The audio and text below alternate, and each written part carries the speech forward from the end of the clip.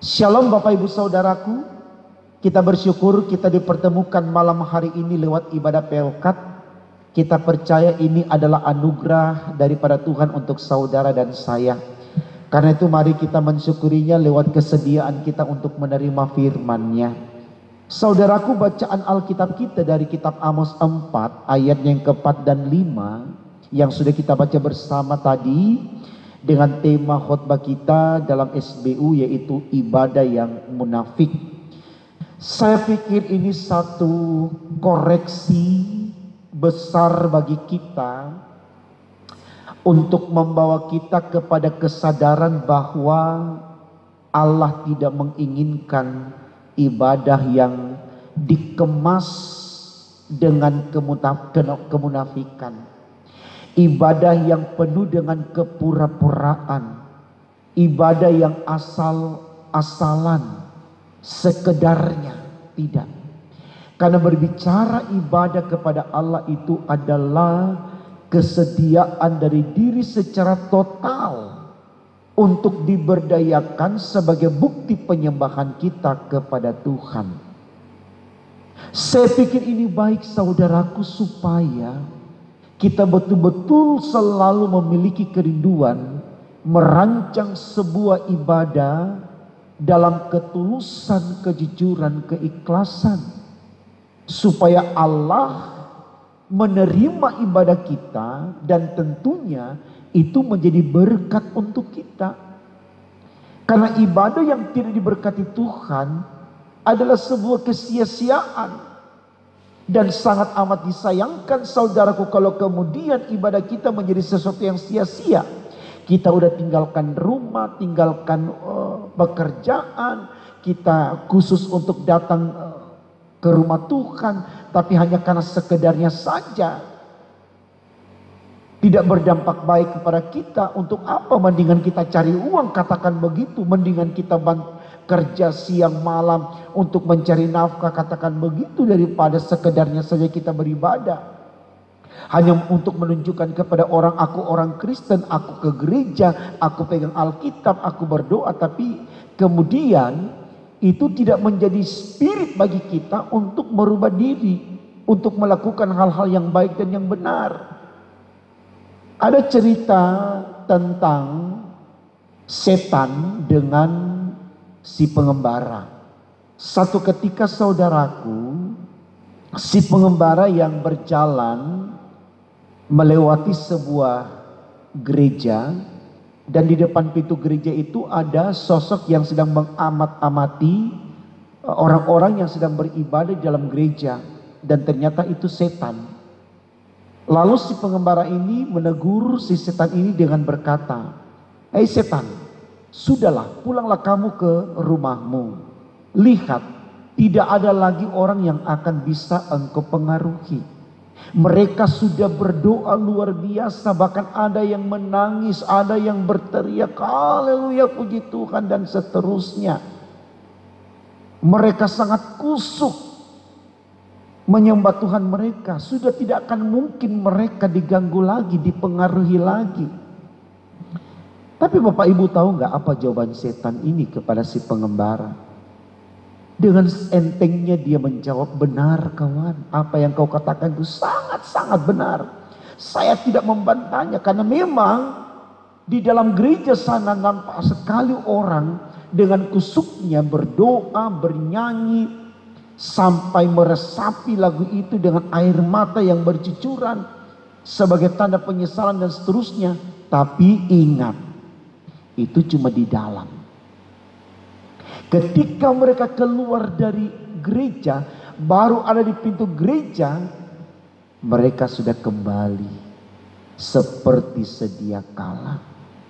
Mereka lupa kalau mereka sudah menangis di dalam, mereka sudah berdoa di dalam, mereka sudah bernyanyi di dalam, mereka dengar firman Tuhan di dalam. Yang mereka tahu apa yang akan mereka lakukan di luar untuk bisa mengisi perutnya supaya tidak lapar. Bagaimana mereka mengumpulkan uang supaya bisa belanja sepuasnya dan seterusnya. Mereka sudah gak peduli lagi dengan firman dan apa yang mereka lakukan dalam gereja. Dan itu kenyataan saudaraku, itu yang terjadi saudaraku dalam kehidupan kita, sadar atau tidak. Jadi gereja atau ibadah itu hanya ritual, kebiasaan. Kalau hari Minggu tidak ke gereja rasanya lain. Karena memang itu sudah dikondisikan, ditentukan. Minggu itu adalah ibadah. Nah ini saya pikir saudaraku yang perlu kita tahu. Supaya kita tidak sekedarnya saja beribadah. Tuhan tidak mau. Karena Tuhan selalu meminta totalitas kita dalam mengabdi kepadanya. Kalau kita belajar dari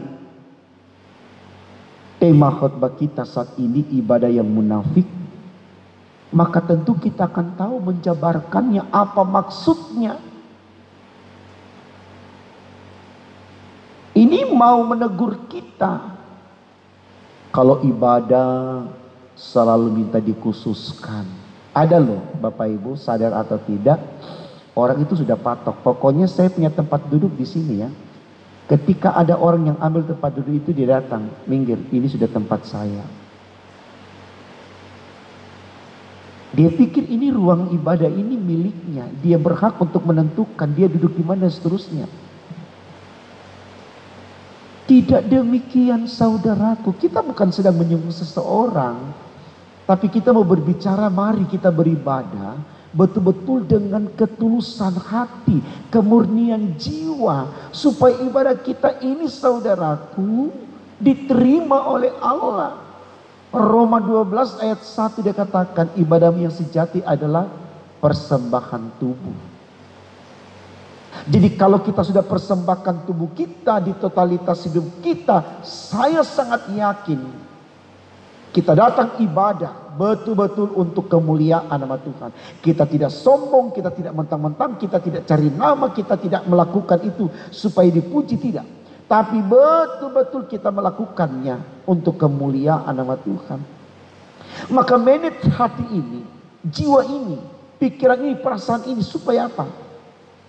Kita mampu gerakkan seluruh organ tubuh kita menyembah Allah, supaya ibadah kita tidak seperti yang ditulis di tema ini, ibadah yang munafik, atau seperti judul bacaan kita pada malam hari ini tentang ibadah orang Israel adalah ibadah jahat. Tidak, karena kita memberikan ruang kepada Allah dalam penyembahan kita dari ketulusan jiwa yang memuliakan Allah. Ini saudaraku, sepele menurut kita selalu soal ibadah, tapi itu menjadi penentu bagi Tuhan apakah kita beriman kepadanya atau tidak. Jangan main-main soal ibadah. Ini saudaraku yang mesti kita pahami, supaya betul-betul kita beribadah dalam rangka memuji memuliakan Allah. Karena itulah yang Tuhan inginkan. Selamat membuktikan saudaraku, tidak ada yang tidak bisa di dalam Tuhan. Semua bisa, asal kita mau betul-betul menyerahkan hidup kita kepada Tuhan. Serahkan, dia tahu jalan terbaik untuk kita.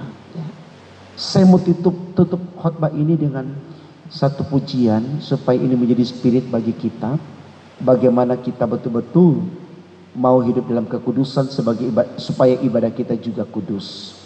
Ya, ada jalan, Tuhan pasti kasih jalan. Lagunya begini saudaraku. Ku tahu Tuhan pasti buka jalan. Ku tahu Tuhan pasti buka jalan, asal ku hidup suci, tidak turut dunia. Ku tahu Tuhan pasti buka jalan. Mari kita nyanyikan sama-sama. Ku tahu Tuhan pasti buka jalan. Ku tahu Tuhan pasti buka jalan. Asal ku hidup suci, tidak turut dunia.